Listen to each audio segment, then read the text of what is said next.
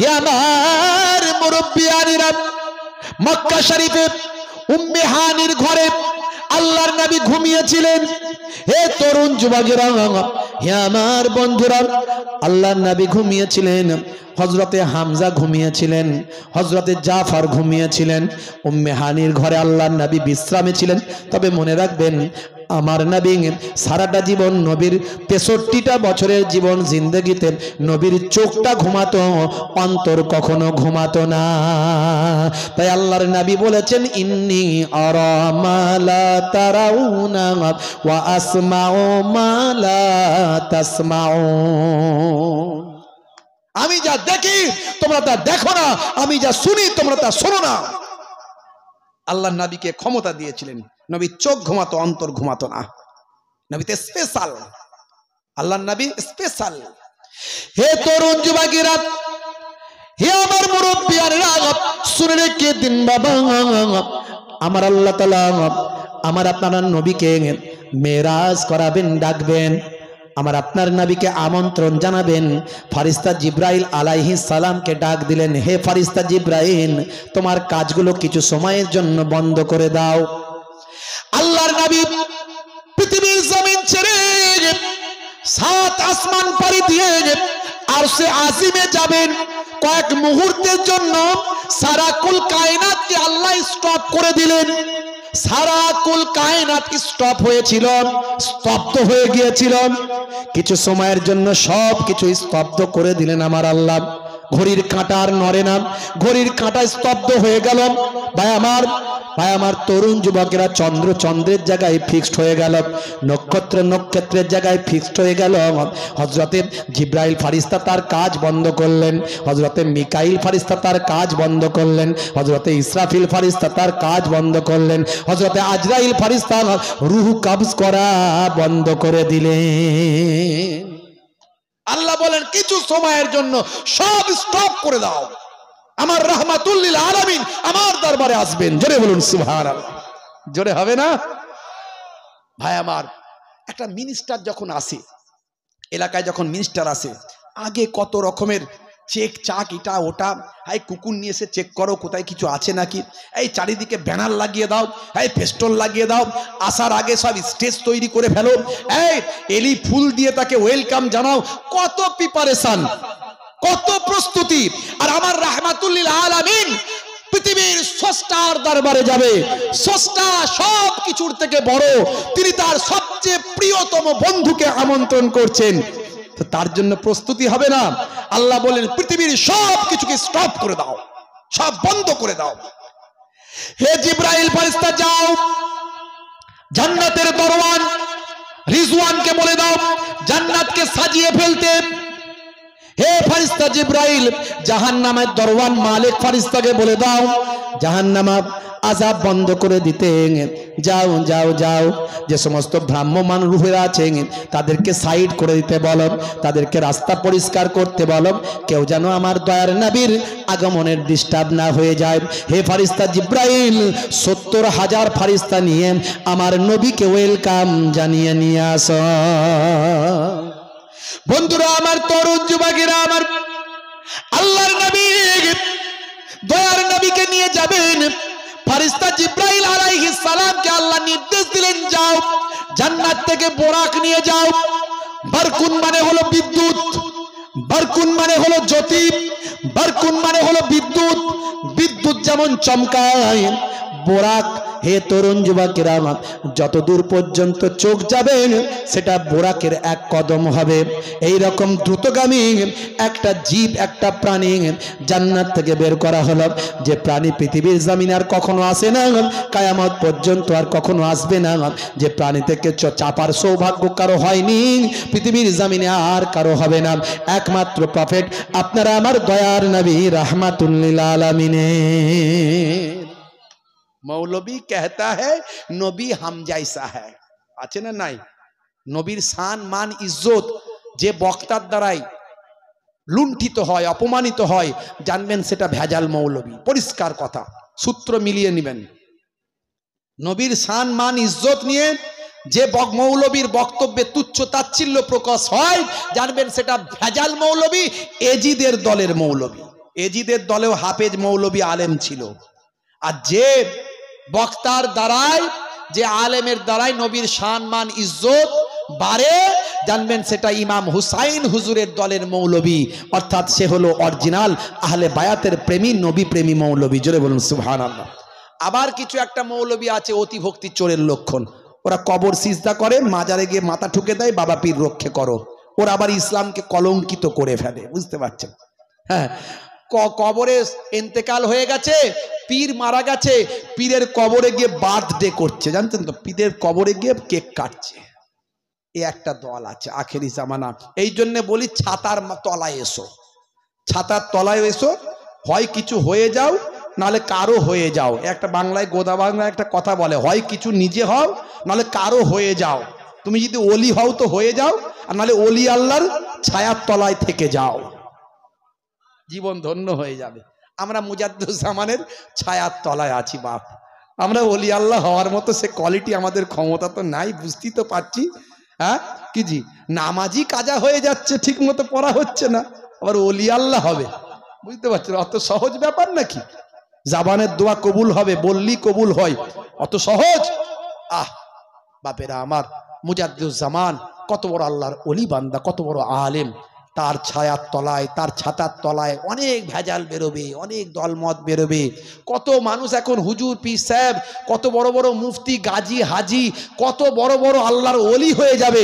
বাবা দুনয়কায় পা দিয়ে চলবেন না, শেষ হয়ে যাবেন, বুঝতে পারছেন? মুজাদ্দুজ্জামানকে ধরে রেখেছেন, ধরে রাখুন। কোন হুজুর, তার কোন আওলাদ, কোন নাতি, কোন পোতা কি বাজে কথা বলছে, ছাড়ুন, ছাড়ুন। ও দাদা হুজুরকে বলে নিজে বলে দিয়েছে, ছাড়ো। আমার আওলাদ নাতি পোতাদের মধ্যে, আলেম মাওলানাদের মধ্যে যদি কোরআন হাদিসের বিপক্ষে যায় তার ধারে কাছে যাবে না। গালমন্দ করার দরকার নাই, গালমন্দ করতে যাবেন না, জাবান নাপাক হবে, মন মানসিকতা কুলিসিত হবে। গিবত শেখায় চগলখড়ি করে চগলখদ্দের দরজায় নামটা লেখা হয়ে যাবে। কিন্তু মুজাদ্দুজ্জামানের যে নির্দেশনা, আকিদা, পথ মতকে, ব্যাখ্যাকে গ্রহণ করবেন, জীবন ধন্য হবে। আমার কাছে মোবাইলে অনেক আছে, এখন উল্টো পাল্টা এত মৌলবী মৌলানা বেরিয়েছে, তাদের সব ডকুমেন্টসগুলো রেখে দিয়েছি, শুনলে মাথা খারাপ হয়ে যাবে। বলছে আবু জাহিল সে নাকি ইমানদার ছিল, মুসলমান ছিল, বলুন না নাউজুবিল্লাহ। যে আবু জাহিল নবীকে মেরে ফেলতে চায়, নবীকে মেরে ফেললে 100 উট পুরস্কার ঘোষণা করেছে, মৌলবী বড় আলেম, সে বলছে যে আবু জাহিল মুসলমান ছিল, ইমানদার ছিল। আবার তার আবার অনেক ভক্ত আছে, হ্যাঁ, তাদের জন্য রেখেছি। সে ভক্তরা আমার সামনে এলে আগে বলবো এটার ব্যাখ্যা করো। হ্যাঁ, আগে রাজমিস্ত্রি ছিল, এখন বিরাট বড় মৌলবী হয়ে গেছে, ঘন ঘন শুধু ফতোয়া। আগে মোবাইল রিপেয়ারিং এর কাজ করতো, এখন বিরাট বড় মুফতি হয়ে গেছে, ঘন ঘন ফতোয়া। মাদ্রাসার দরজাই দেখেনি, মাদ্রাসার দরজা দেখেনি, ফতোয়া দিচ্ছে। আর কিছু মোল্লা, কিছু মৌলবী, কিছু সাধারণ ছেলে, শিক্ষিত ছেলে মেনে নিচ্ছে। আমি বলবো যারা মাদ্রাসার দরজা দেখেনি, ফতোয়া দিচ্ছে, তুমি মেনে নিচ্ছ, তাহলে তোমার ছেলেটাকে, তোমার মেয়েকে, তোমার স্ত্রী যখন সিজার করার প্রয়োজন হবে তখন তুমি আর MS ডাক্তার খুঁজো না, এই কোয়াক ডাক্তারের কাছে গিয়ে অপারেশন করবে। তবুও তো কোয়াক ডাক্তার বলেছি, ও তো কোয়াক ডাক্তারও নয়, কোয়াক মৌলবীও নয়, ও তো মাদ্রাসার দরজাই দেখেনি। এখন বিরাট বড় ভাই আমার কি একজন হয়ে বসে আছে, সব ডকুমেন্টস আছে মোবাইলে, নতুন করে আর বলছি। হে তরুণ যুবকেরা, হে আমার বন্ধুরা, শুনে রেখে দিন বাবা, জেনে রেখে দেন, হে মুসলমান, আল্লাহর নবী আখিরি জামানার পয়গম্বরের দরবারে জিবরাইল ফেরেশতা 70,000 ফেরেশতা নিয়ে মক্কা শরীফে চলে গেলেন।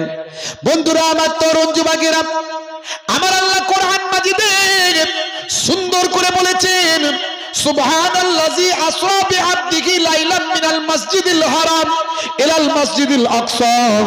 হে তরুণ যুবকেরা, আমার আল্লাহ বলেছেন আমি আমার বান্দাকে রাতের বেলা মসজিদে হারাম থেকে মসজিদে আকসা সায়ার করালাম, ভ্রমণ করালাম। আমার আল্লাহ সেখান থেকে, আমার আল্লাহ বলেন অনেক নিদর্শন, সব নিদর্শন, অনেক নিদর্শন আমি আল্লাহ আমার বান্দাকে, আমার পয়গম্বরকে আমি আল্লাহ দেখালাম। হে তরুণ যুবকেরা, ফেরেশতা জিবরাইল আলাইহিস সালাম উম্মে হানির ঘরে যখন পৌঁছে গেলেন, জিবরাইল ফেরেশতা কিভাবে আল্লাহর নবীকে ভাই আমার জাগাবেন চিন্তা করছেন। এমন সময় আল্লাহর দরবার থেকে ঘোষণা হয়ে গেল, হে জিব্রাইল, আমার নবীর কাদামে তুমি একটা চুম্বন দাও। আমার নবীর কাদামে যদি একটা চুম্বন দাও, তোমার মৃদু শীতল ঠান্ডা চুম্বনে আমার নবীর চোখটা খুলে যাবে। আমার নবী চোখটা বন্ধ করেছিলেন। ফারিস্তা জিব্রাইল আলাইহিস সালাম এমন সময় আল্লাহর নবীকে নিয়ে আসবেন, তার আগে তার ভাই আমার হাদিস পাকের মধ্যে এসেছে তার সিনা আবার নতুন করে জিব্রাইল ফারিস্তা, একটা হাদিসে বলা হয়েছে জামজামের পানি দিয়ে ভাই আমার ধৌত করা হয়েছিল, আর একটা জায়গায় অন্যভাবে বলা হয়েছে আল্লাহর কুদরতি পানি দিয়ে ধৌত করা হয়েছিল। এইভাবে আল্লাহ যাতে করে ওই আল্লাহর দরবারে গেলে সেই পরিবেশের সঙ্গে যাতে অ্যাডজাস্ট করে নিতে পারেন, তার জন্য আল্লাহর সেই ব্যবস্থাপনাগুলো সব করিয়ে নিয়েছিলেন। বন্ধুরা আমার, তরুণ যুবকেরা আমার, হে আমার বন্ধুরা, এক মুহূর্তের মধ্যে বাইতুল মুকাদ্দাসে যাওয়ার আগে আল্লাহর নবী বলেন, আমি হযরতে মুসা কালিমুল্লাহকে দেখলাম তার রওজায় তিনি নামাজ পড়ছেন দাঁড়িয়ে দাঁড়িয়ে। বন্ধুরা আমার, হাদিস পাকের মধ্যে এসেছে, হে যুবকেরা শুনে রেখে দেন, হযরতে মুসা কালিমুল্লাহ তিনি তার রওজা মুবারকে দাঁড়িয়ে দাঁড়িয়ে নামাজ পড়ছেন। নবীর হাদিসের মধ্যে এসেছে আল্লাহর নবী বাইতুল মুকাদ্দাসে যখন গেলেন, সমস্ত নবীদের রূহকে আমার আল্লাহ হাজির করলেন। তাহলে নবীদের রূহকে আপনার আল্লাহ ইচ্ছা করলে কোনো জায়গায় হাজির করতে পারেন কি পারেন না? দাদা হুজুর কেবলা যে বলেছিলেন ফুরফুরা শরীফে আমার নবীকে আল্লাহ পাঠিয়েছেন রুহানি হালতে, তিনি কি মিথ্যা বলেছিলেন? হ্যাঁ, মনে হয় মৌলবী বলছে এত জায়গা ছিল ফুরফুরা এলো কেন? বুঝতে পারছি, তুই কি বুঝবি বেটা ফুরফুরায় কেন এসেছে? আগে ফুরফুরা ওয়ালার মতো হওয়ার চেষ্টা কর, না তার গোলাম হয়ে যা, তবে বুঝবি। হে তরুণ যুবকেরা, হে আমার বন্ধুরা, শুনে রেখে দিন বাবা, জেনে রেখে দেন হে মুসলমান, আল্লাহর নবীকে বাইতুল মুকাদ্দাসে নিয়ে যাওয়ার পর যেখানে বোরাকটা বাঁধা হবে, সেই জায়গাতে ফারিস্তা জিব্রাইল আলাইহিস সালাম একটা আগুল দিয়ে পাথরে আঘাত করলেন, পাথরটা ফুটো হয়ে গেল। হওয়ার পরে বোরাকের দড়িটা সেখানে বাঁধা হলো। হে তরুণ যুবকেরা, সেই জায়গাতে আজও দেখতে পাওয়া যায় ইহুদি সম্প্রদায়ের মানুষেরা ওই দেওয়ালটা এসে ইবাদত করে। তারা এটাকে বিশ্বাস করে ভাই আমার ওয়াকিং ওয়াল, তার মানে ভাই আমার ওয়াকিং ওয়াল, তার মানে চলমান দেওয়াল বলে তারা বিশ্বাস করে। হে তরুণ যুবকেরা, হে আমার বন্ধুরা, এই বাইতুল মুকাদ্দাস তিনটে সম্প্রদায়ের ধর্মীয় আবেগ সেখানে জড়িয়ে আছে। ইহুদি সম্প্রদায়রা তারা মনে করে বাইতুল মুকাদ্দাস, হে তরুণ যুবকেরা, হযরতে নবী সুলাইমান আলাইহিস সালাম বনি ইসরাইল যুগের তিনি একজন পয়গম্বর। তারা মনে করে তিনি আমাদের নবী, তিনি আমাদের প্রফেট, তার এটা হাতে তৈরি ধর্মস্থান। আমরা মুসলমানেরা আমরা বিশ্বাস করি হযরতে সুলাইমান আলাইহিস সালাম তিনি ছিলেন একজন ইমানদার, তিনি ছিলেন মুসলমান, তিনি ছিলেন পয়গম্বর, তিনি ছিলেন বাদশা, তিনি মুসলমানদের নবী। আবার ভাই আমার নাসারা সম্প্রদায়ের মানুষ তারা মনে করেন এই জায়গাতেই তো হযরতে ঈসা রূহুল্লাহর জন্ম হয়েছে। কিন্তু আমরা সবাইকে মানি, আর তারা কিন্তু আমাদের নবীকে মানে না, তারা একে অপরকে মানে না, বুঝতে পারছে? কিন্তু আমাদের ইসলাম, এই জন্য ইসলাম হচ্ছে কমপ্লিট রিলিজিয়াস, এবং ইসলাম সর্বশেষ চূড়ান্ত এবং একবারে নির্ভেজাল একটা গাইডলাইন ইসলাম দিয়েছে। এই জন্য ইসলামে ঈসা নবীকেও আমরা মানি, আবার মুসা নবীকেও আমরা মানি, বুঝতে পারছেন? আমরা সবাইকে মানি, কিন্তু গ্রহণ করি আমাদের নবীর নির্দেশ। জোরে বলুন সুবহানাল্লাহ। হে তরুণ যুবকেরা, হে আমার বন্ধুরা, আল্লাহর নবী সেখানে উপস্থিত হওয়ার পরে 1,24,000 পয়গম্বর তাদের রূহকে আমার আল্লাহ হাজির করলেন। হযরতে জিব্রাইল আলাইহিস সালাম দয়ার নবীকে 2 রাকাত নামাজ পড়ানোর জন্য ইমামের জায়গায় এগিয়ে দিলেন। আল্লাহর নবী ইমামের জায়গায় গিয়ে যখন দাঁড়িয়ে যান, পেছনে দাঁড়িয়ে আছেন হযরতে ইব্রাহিম আলাইহিস সালাম, পেছনে দাঁড়িয়ে আছেন হযরতে ইসমাইল আলাইহিস সালাম, পেছনে দাঁড়িয়ে আছেন হযরতে আদম আলাইহিস সালাম। সব নবীরা দাঁড়িয়ে আছে। সমস্ত নবীদের ইমাম করে আমার আপনার নবীকে ইমামুল আম্বিয়া নবী, ইমামুল আম্বিয়া ইমামুন নবীন, আমার আপনার নবীকে সমস্ত নবীদের, সমস্ত রাসূলদের, সমস্ত আম্বিয়াদের আমার আপনার আল্লাহ আমার আপনার নবীকে ইমাম নেতা বানিয়ে দিলেন। জোরে বলুন সুবহানাল্লাহ। হে তরুণ যুবকেরা, সেইখান থেকে বোরাকে করে 7 তবক আসমান পাড়ি দিলেন। প্রথম আসমানে নবীদের সঙ্গে সাক্ষাৎ হয়েছিল, দ্বিতীয় আসমানে গিয়েও হযরতে মুসা আলাইহিস সালামের সঙ্গে সাক্ষাৎ হয়েছিল, তৃতীয় আসমানে গিয়েও নবীদের সঙ্গে সাক্ষাৎ হয়েছিল, চতুর্থ আসমানে গিয়ে হযরতে ইদ্রিস আলাইহিস সালামের সঙ্গে সাক্ষাৎ হয়েছিল, পঞ্চম আসমানে গিয়ে হযরতে আমার আপনার নবীর সাক্ষাৎ হলো হযরতে হারুন আলাইহিস সালামের সঙ্গে। সালাম মুসাবা হলো, কত কথাবার্তা হলো। সেখান থেকে ফারিস্তা জিব্রাইল আলাইহিস সালাম বোরাকে করে নিয়ে গেলেন ষষ্ঠ আসমানে, সেখানে সাক্ষাৎ হলো হযরতে মুসা কালিমুল্লাহ। হে তরুণ যুবকেরা, সেখান থেকে আমার আপনার নবীকে নিয়ে যাওয়া হলো সপ্তম আসমানে। সপ্তম আসমানে একটা ঘর আছে, কাবা ঘরের মতো দেখতে, যে ঘরটা ফারিস্তারা তওয়াফ করে। কাবা ঘর মানুষের তওয়াফের, কাবা ঘরের ঠিক ওপরে 7 তবক আসমানের উপরে একই ডিজাইনের ঘর, যে ঘরটা ফারিস্তারা তওয়াফ করেন। ওই ঘরের দেওয়ালে ঠেক দিয়ে বসে আছেন যিনি, তিনি হলেন জাতির পিতা হযরতে ইব্রাহিম আলাইহিস সালাম। সেখানে যা গেলেন, সেখান থেকে চলে গেলেন সিদরাতুল মুনতাহা। সিদরাতুল মুনতাহা যাওয়ার পরে, সিদরাতুল মুনতাহা যাওয়ার পরে ভাইরা আমার, তরুণ যুবকেরা আমার, ফারিস্তা জিব্রাইল আলাইহিস সালাম বললেন, ইয়া রাসূলুল্লাহ, এর উপরে যাওয়ার আর ক্ষমতা আমার নাই। আল্লাহর পক্ষ থেকে একটা লিফট আসবে, লিফটের নাম হলো রাফরাফ। এই রাফরাফ লিফট করে আল্লাহর নবীকে আল্লাহ কুদরতি ক্ষমতায়, যেখানে কেউ উঠতে পারে না, আল্লাহর নূরের তাজাল্লিতে সব ধ্বংস হয়ে যাবে। ফারিস্তা জিব্রাইল আলাইহিস সালাম বলেন, আমার 600 খানা ডানা, সব ডানা পুরো শেষ হয়ে যাবে যদি আমি ওঠার চেষ্টা করি। আল্লাহর কুদরতি ক্ষমতায় আল্লাহ আপনাকে তুলবেন। সিদরাতুল মুনতাহা থেকে রাফরাফে করে একেবারে আরশে আজিমে গিয়ে আল্লাহর সামনে গিয়ে বসলেন। জোরে হবে না? অনেক ঘটনা লম্বা।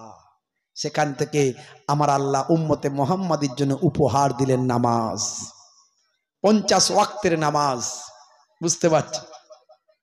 আজানে আছে 12টা লাইন, আজানে আছে 12টা লাইন, তার মানে 12 মাস নামাজ।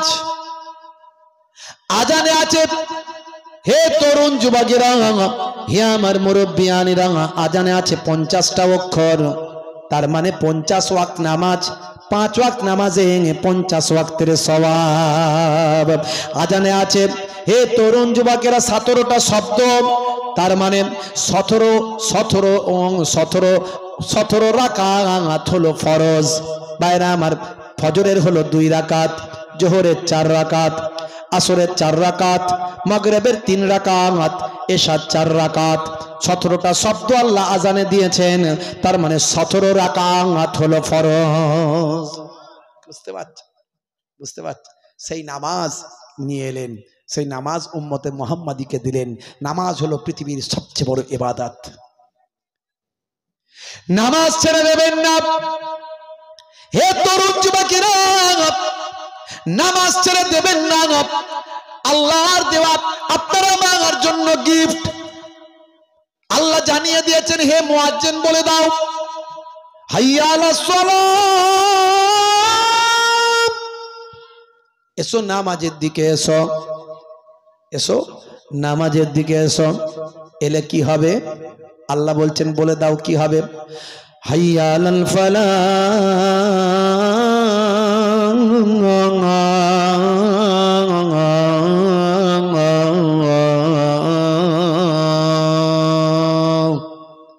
নামাজে এলে আমি আল্লাহ তোমাকে কামিয়াবি দান করে দেব। ব্যবসায় কামিয়াবি হতে পারছো না, নামাজে এসে দাঁড়াও।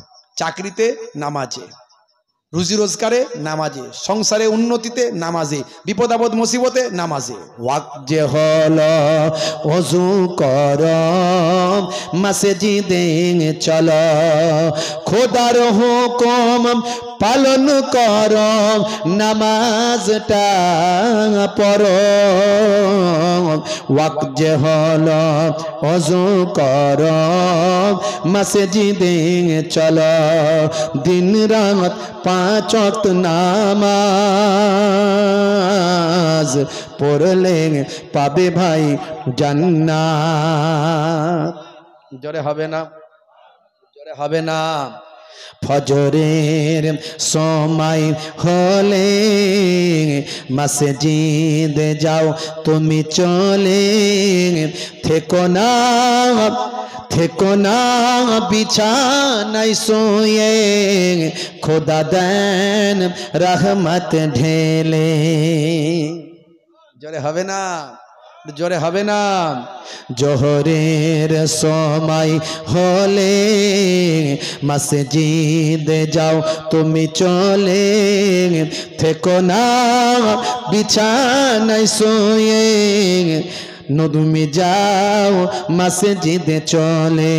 জোহরের সময় হলে কাজটা দাও তুমি ছেড়ে, কিছু সময় দাও নামাজে, সফলতা আসবে চলে। ওয়াক্ত যে হলো ওযু করো, মসজিদে চলো, দিন রাত 5 ওয়াক্ত নামাজ পড়লে পাবে ভাই জান্নাত। জোরে হবে না? পরে হুজুর এসে গেছেন, না আসেননি? দেখেন না, যদি টাইম তো হয়েই গেছে, বেরিয়ে যাব আমি। হে তরুণ যুবকেরা, আর দেরি করবো না, বিদায় নেব। যদি কেউ ইচ্ছাকৃত হবে নামাজ ছেড়ে দেয়, শাস্তি হবে 14টা। কতগুলো? 14টা শাস্তি। তার মধ্যে দুনিয়াতে হবে 5টা। কি কি শাস্তি হবে শোনেন। দুনিয়াতে হবে 5টা। মানুষটা যখন মারা যাবে, হে তরুণ যুবকেরা, তার চেহারার মধ্যে কোনো নেককারের জ্যোতি থাকবে না। দুনিয়াতে তার চেহারার মধ্যে কোনো নেককার মানুষের চেহারা থাকবে না। নামাজি মানুষ যতই কালো হোক, তার মধ্যে একটা নূর আল্লাহ দিয়ে দেন। এটা হলো 1 নাম্বার। 2 নাম্বার হলো বেনামাজি বান্দার রুজিতে কোনো বরকত হবে না, রুজি রুটিতে কোনো বরকত বেনামাজি বান্দার থাকবে না। 3 নাম্বার হলো বেনামাজি বান্দা যদি কোনো ভালো কাজ করে, ভালো কাজের সওয়াব সে পাবে না। এটা হলো 3 নাম্বার। 4 নাম্বার হলো বেনামাজি বান্দা, হে তরুণ যুবকেরা, নিজের জন্য যদি দোয়া চাই, সে দোয়াও কবুল হবে না। আর 5 নাম্বার হলো বেনামাজি বান্দার জন্য পৃথিবী বিখ্যাত যত বড় আল্লাহর ওলি বান্দাই দোয়া করুক, বেনামাজি বান্দার জন্য তার দোয়াও কবুল হবে না। 5টা। বুঝতে পারছেন কত মারাত্মক কথা? যারা নামাজ পড়েন না, নামাজ শুরু করুন। মৃত্যুর সময় হবে 3টে শাস্তি। হে যুবক, যারা নামাজ পড়ো না, আজ থেকে নামাজ শুরু করে দাও। কাজা হলে কাজা পড়বে, কাজা হলে কাজা পড়বে। দাঁড়ানোর ক্ষমতা নাই, বসে পড়বে। বসার ক্ষমতা নাই, শুয়ে পড়বে। তবুও নামাজ ছাড় নাই। হে মায়েরা, বোনেরা, নামাজ ছাড় না, একমাত্র শরীয়তের হুকুম ছাড়া নামাজ আপনাদের ছাড় নাই। অনেকে বলে ছোট বাচ্চা আমার মাঝে মাঝে পেচ্ছাপ করে দেয়, আমি কি নামাজ ছাড়তে পারবো না? অনেকে বলে বাচ্চার পেচ্ছাপ লেগে গেলে কি বাচ্চার পেচ্ছাপ কি পবিত্র? না, পবিত্র নয়।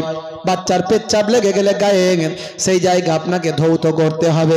ধুয়ে নিয়ে আপনি ওযু করে আবার পাক পবিত্র হয়ে নামাজ পড়বেন। বাচ্চা পেচ্ছাপ করে দিলে আপনাকে গোসল করার প্রয়োজন নাই। যেখানে পেচ্ছাপ লেগেছে সেখানটা ধৌত করবেন, আপনি পবিত্র হয়ে যাবেন। হে তরুণ যুবকেরা, মৃত্যুর সময় 3টে শাস্তি হবে বেনামাজিদের। 1 নাম্বার হলো বেনামাজি বান্দার মৃত্যুর সময় তার মওতটা হবে অত্যন্ত অপমানের মৃত্যু। অপমানের সঙ্গে তার মৃত্যু হবে, জিল্লাতের সঙ্গে মৃত্যু হবে। এটা হলো 1 নাম্বার। 2 নাম্বার, হে তরুণ যুবকেরা, মৃত্যুটা হবে ক্ষুধার্ত অবস্থায় মারা যাবে, 2 নাম্বার। আর 3 নাম্বার মৃত্যু হবে প্রচন্ড পিপাসা অবস্থায় মারা যাবে। 3টে শাস্তি।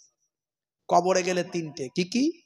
কবরে গেলে তিনটে, এক হচ্ছে কবরের মাটি তাকে পিসাই করবে, পিষে ফেলবে, আটার মতো গুঁড়ো করবে, আবার গোটা, বুঝতে পারছি। 2 নাম্বার, কবরে আগুনের কুণ্ডু দিয়ে দেয়া হবে, আগুনের টুকরা, আগুনে পরিপূর্ণ হয়ে যাবে কবর। 3 নাম্বার হলো একটা ভয়ঙ্কর সাপ আল্লাহ কবরে নিযুক্ত করবেন, যে সাপটার নাম বলা হয়েছে সুজা আকরা। এই সাপটা তাকে দংশন করতে থাকবে। যে সাপ পৃথিবীর মাটিতে একবার যদি নিঃশ্বাস ফেলতো, কায়ামত পর্যন্ত আর ঘাস জন্ম নিত না। অনেকে বলে হুজুর আমরা তো কবরে যাই, বল খেলতে খেলতে বল পড়ে যায়, কবরে গিয়ে আমরা তুলে নিয়ে চলে আসি, কোনো আগুনও দেখতে পাই না, সাপও পাই না, আর মাটি এসে প্লেনও হয়ে যায় না। এসব আপনি কি কথা বলছেন? তার জন্য একটা উদাহরণ দিই। মাঝে মাঝে দেখবেন ঘরের মধ্যে আপনি শুয়ে আছেন, সবাই জেগে আছে, ঘোরাফেরা করছে, আপনি একটু ক্লান্ত হয়ে শুয়ে পড়েছেন, ঘুমের মধ্যে স্বপ্ন দেখছেন ব্রিজের ওপর দিয়ে আপনি গাড়ি করে যাচ্ছেন, ওপার থেকে গাড়ি আসছে, গাড়িতে গাড়িতে অ্যাক্সিডেন্ট, ধাক্কা, আপনার গাড়িটা ব্রিজ ভেঙে নদীতে পড়ে গেছে। পানির মধ্যে আপনি ডুবে যাচ্ছেন, বাঁচার চেষ্টা করছেন কিন্তু বাঁচতে পারছেন না, প্রচন্ড কষ্ট হচ্ছে, চিৎকার করছেন, কেউ সাহায্য করছে না। অনেক সময় পরে মরণপণ লড়াই, এই মারা যাবেন, তখন আপনার ঘুমটা ভেঙে গেল। এই যে এত কষ্ট পেলেন, যারা জেগে আছে তারা কি পেয়েছে? তারা কি পেয়েছে? আপনি একা পেয়েছেন।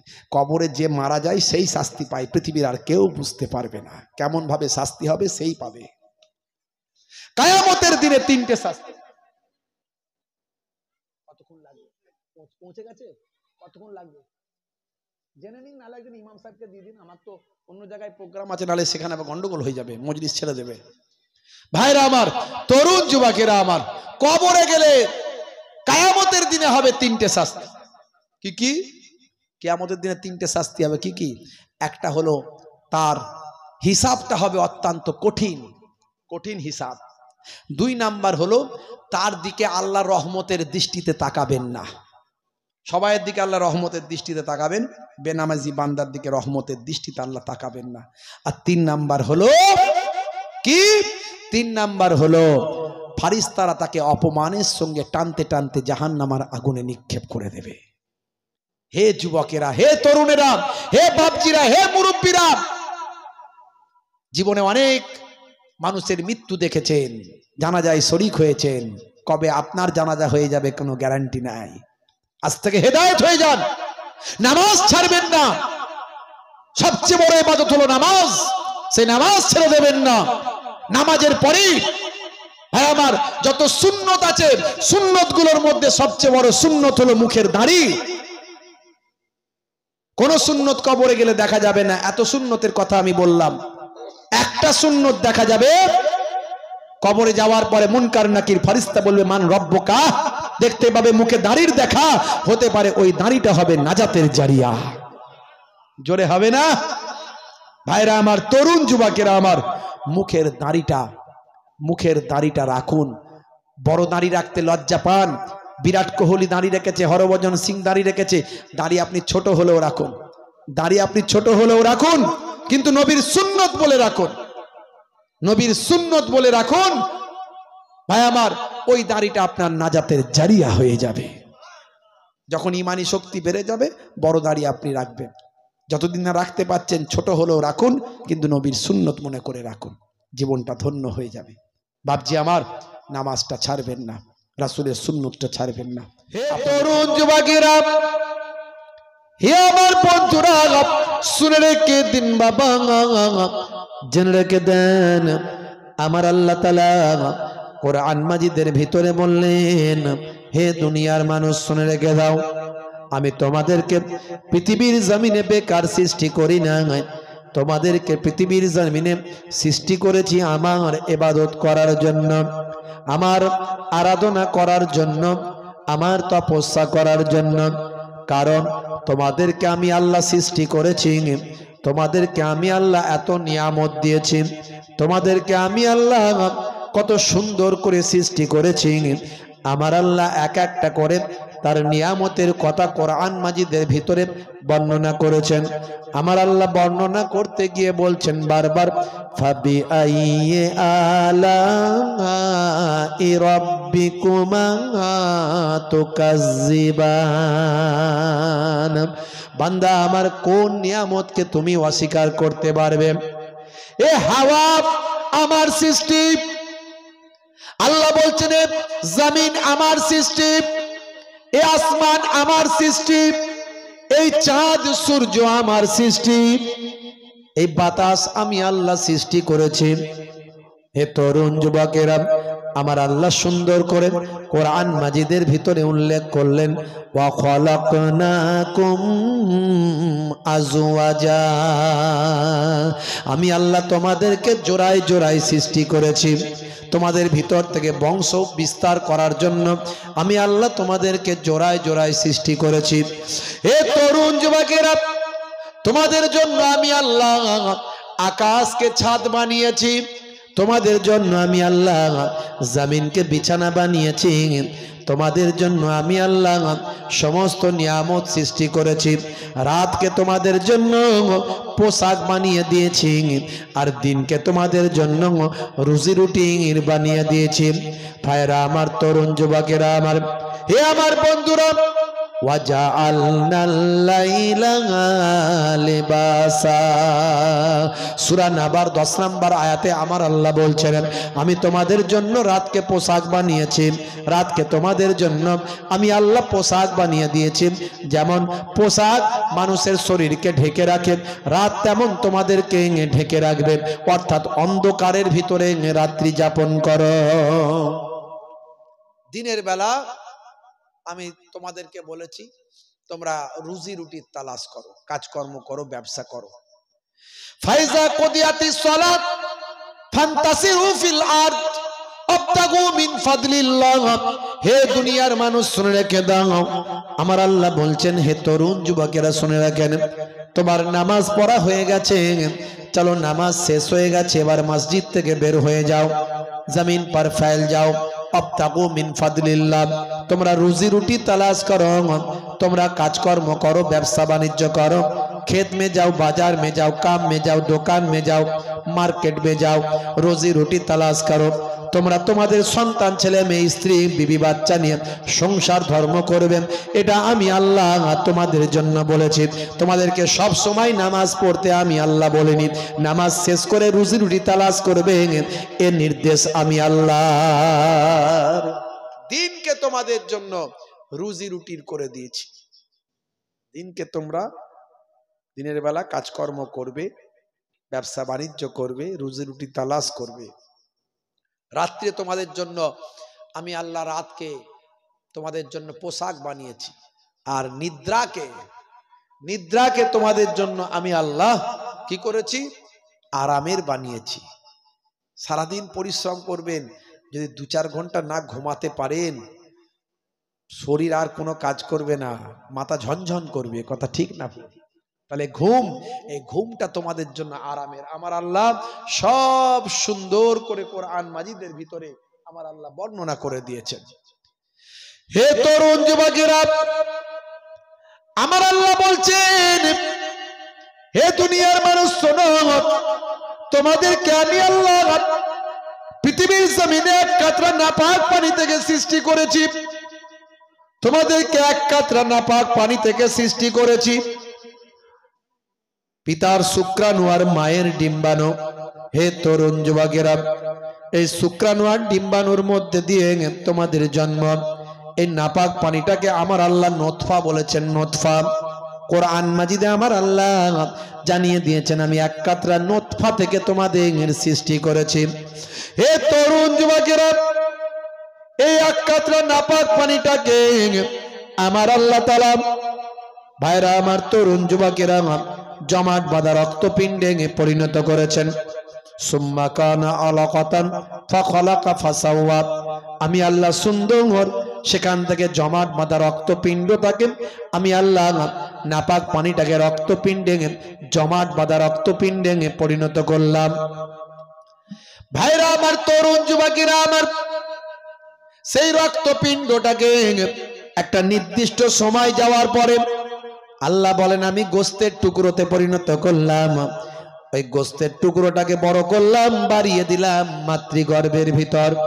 সেখান থেকে আমার কুদরতি ক্ষমতা পঞ্চ ইন্দ্রিয় নাসিকা কর্ণ জিহ্বা ত্বক হাত পা মুখ চোখ দিয়ে আমি আল্লাহ সুন্দর মানুষ মাতৃগর্ভে সৃষ্টি করলাম। হে তরুণ যুবকেরা, হে আমার বন্ধুরা, আমার আল্লাহ কোরআন মাজিদে সুন্দর করে জানিয়ে দেন, লাকাদ খালাকনাল ইনসানা ফি আহসানি তাকবীম। হে দুনিয়ার মানুষ, আমি আল্লাহ তোমাদেরকে সুন্দর করে সৃষ্টি করেছি, পৃথিবীর সর্বাপেক্ষা সুন্দর করে সৃষ্টি করেছি। একবার যখন ভাই আমার দোস্ত আমার পুরুষের শরীর থেকে এক কাতরা নাপাক পানি বের হয়, সেই নাপাক পানিতে 40 কোটি শুক্রাণু থাকে। এই 40 কোটি শুক্রাণু সব মারা যায়, কেবলমাত্র একটা বেঁচে থেকে ওই একটা শুক্রাণু ডিম্বাণুর সঙ্গে মিলিত হয়। সেই একটা শুক্রাণু আর ডিম্বাণু মিলিত হয়ে হে বান্দা তোমার জন্ম। তোমার জন্মটা কেমন করে একবারও কি ভেবেছো? গাছ থেকে পড়ে তোমার জন্ম হয়নি, গাছ থেকে পড়ে জন্ম হয়নি, আকাশ থেকে নেমে আসোনি, আর মাটি ফুঁড়ে ওপরে ওঠোনি। আল্লাহর কুদরতি ক্ষমতায় তোমার জন্ম আমি আল্লাহ দিয়েছি। কি করে তুমি আমি আল্লাহকে ভুলে যাও? পৃথিবীর শ্রেষ্ঠ নিয়ামত তোমাকে দান করেছি, পৃথিবীর শ্রেষ্ঠ জীবে পরিণত করেছি। লাকাদ কাররামনা বানি আদম, আমি আদমের আওলাদকে উচ্চ মর্যাদা উচ্চ সম্মান দান করেছি। হে তরুণ যুবকেরা, হে আমার বন্ধুরা, শুনে রেখে দিন বাবা, জেনে রেখে দেন। আমার আল্লাহ বললেন সূরা নাবার 9 নম্বর আয়াতে আমার আল্লাহ বললেন, ওয়াজআলনা নাওমাকুম সুবাতা, আমি আল্লাহ তোমাদের জন্য নিদ্রাকে আরামের করে দিয়েছি, নিদ্রাকে বিশ্রামের বানিয়ে দিয়েছি। আমি আল্লাহ তোমাদের জন্য কি করেছি? ওয়াজআলনান নাহারা মাআশা, আমি আল্লাহ তোমাদের জন্য দিনকে জীবিকা অর্জনের বানিয়ে দিয়েছি, কাজ কারবারের রুজি তালাশের জন্য দিন বানিয়েছি।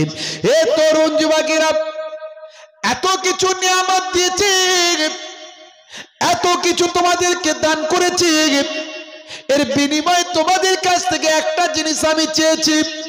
কি চেয়েছেন আল্লাহ? আল্লাহ বলছেন, বান্দা এত কিছু দিলাম আর তোরা কি আমাকে কিছু দিবি না? কি নেবেন আল্লাহ? আল্লাহ বলছেন অন্য কিছু চাই না, আমি চাই শুধু তোদের মা খালাকতুল জিন্না ওয়াল ইনসা ইল্লা লিয়াবুদুন। জোরে হবে না? আমি শুধু চাই তোমরা ইবাদত করবে আমার, আমি ইবাদত চাই, তোমরা আমার ইবাদত করবে। আল্লাহ ইবাদত করতে বলছেন, আবার আল্লাহ বলছেন দিনের বেলা রুজি রুটি তালাশ করো, আল্লাহ বলছেন রাতের বেলা তোমরা ঘুমিয়ে থাকো। তাহলে আল্লাহ বলছেন আমি ইবাদত করার জন্যই সৃষ্টি করেছি। ভালো করে বুঝবেন, কথাটা ভালো করে ব্যাখ্যা আছে। একদিকে আল্লাহ বললেন আমি ইবাদত ছাড়া, মা খলাকতুল জিন্না ওয়াল ইনসা ইল্লা মানে ব্যতীত লিয়াবুদুন, মানে ইবাদত ছাড়া অন্য কোনো উদ্দেশ্যে আমি সৃষ্টি করিনি। তাহলে আমি ইবাদতের জন্যই সৃষ্টি করেছি। যদি রাত দিন মানুষ ইবাদতই করবে, তাহলে আল্লাহ কেন বললেন রাতের বেলা তোমাদের জন্য বিশ্রামের করে দিয়েছি, তোমরা নিদ্রাকে ঘুমাও, রাতের বেলা ঘুমাও? তাহলে আল্লাহ বলছেন তোমরা ঘুমাবে। দিনের বেলা বলছেন, আল্লাহ বলছেন কাজ করবে, রুজি রুটি তালাশ করবে। হ্যাঁ, তাহলে আল্লাহ ঘুমাতেও বলছেন, কাজ করতেও বলছেন, আবার বলছেন তোমাদেরকে সংসার ধর্ম দিয়েছি, জোড়ায় জোড়ায় সৃষ্টি করেছি। আবার ওইদিকে বলছেন আমি তোমাদের ইবাদতের জন্যই সৃষ্টি করেছি। তার মানে এই ব্যাখ্যা এটাই দাঁড়ালো, ইবাদত মানে আল্লাহকে স্মরণ, সিস্টেমেটিক ইবাদত করতে হবে। আপনার সংসার ধর্ম হবে তার মধ্যে ইবাদত, আপনি দিনের বেলা রুজি রুটি তালাশ করবেন, কাজ করবেন, তার মধ্যেও ইবাদত, রাতের বেলা ঘুমিয়ে থাকবেন, তার মধ্যেও ইবাদত। ছোট 3টে উদাহরণ। আপনি যে সংসার ধর্ম করবেন, সংসার ধর্মটা নবী আমাকে আপনাকে যেভাবে করতে বলেছেন সেভাবে করবেন, তাহলেই ইবাদতের সওয়াব। আপনি একটা দিনের বেলা রুজি রুটি তালাশ করবেন, ব্যবসা করবেন, তার মানে ব্যবসাটা নবী যেভাবে করতে বলেছেন সেভাবেই করবেন, তাহলেই ইবাদতের সওয়াব। তার মানে কি? ব্যবসায় ঠকাবেন, তাই তো নাকি? ভেজাল মাল দেবেন, হ্যাঁ, ওজনে কম দেবেন, তাহলে ইবাদতে সওয়াব পাবেন নাকি? না। तू ही रातों को सुबह शाम बदलता है, तू ही रातों को सुबह शाम बदलता है, ओ तू ही रातों को सुबह शाम बदलता है, तू ही रातों को सुबह शाम बदलता है, तू ही मुर्दा जिंदा करने वाला है, तू ही मुर्दा जिंदा करने वाला है, खालिक मालिक अल्लाह है, बस अल्लाह है, खालिक मालिक अल्लाह है, बस अल्लाह है, अल्लाह अल्लाह अल्लाह अल्लाह अल्लाह अल्लाह अल्लाह अल्लाह अल्लाह अल्लाह अल्लाह अल्लाह अल्लाह अल्लाह अल्लाह।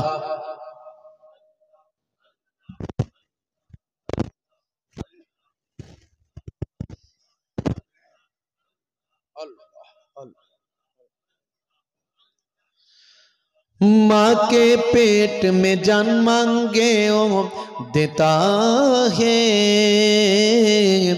माँ के पेट में जान मांगे ओ देता है, ओ माँ के पेट में जान मांगे ओ देता है, माँ के पेट में जान मांगे ओ देता है, फिर भी बंदा नाशुक्री क्यों करता है, फिर भी बंदा नाशुक्री क्यों करता है, खालिक मालिक अल्लाह है, बस अल्लाह है,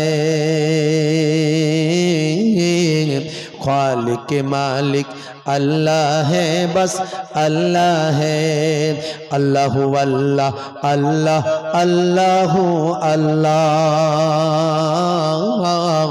अल्लाह अल्लाह अल्लाह अल्लाह अल्लाह अल्लाह अल्लाह अल्लाह अल्लाह।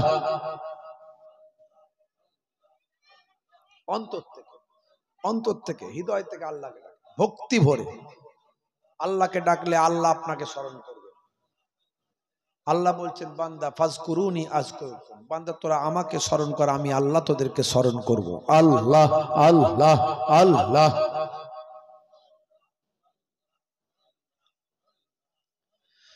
दरवाजे बंद करके गुनाह क्यों करता है, दरवाजे बंद करके गुनाह क्यों करता है, तन्हाई में देखने वाला अल्लाह है, तन्हाई में देखने वाला अल्लाह है, अल्लाह अल्लाह अल्लाह अल्लाह अल्लाह अल्लाह अल्लाह अल्लाह अल्लाह अल्लाह, ला इलाहा इल्लल्लाह, और जोरे ला इलाहा ला इलाहा इल्लल्लाहु मुहम्मदुर रसूलुल्लाह সাল্লাল্লাহু আলাইহি ওয়াসাল্লাম। ভাইরা আমার,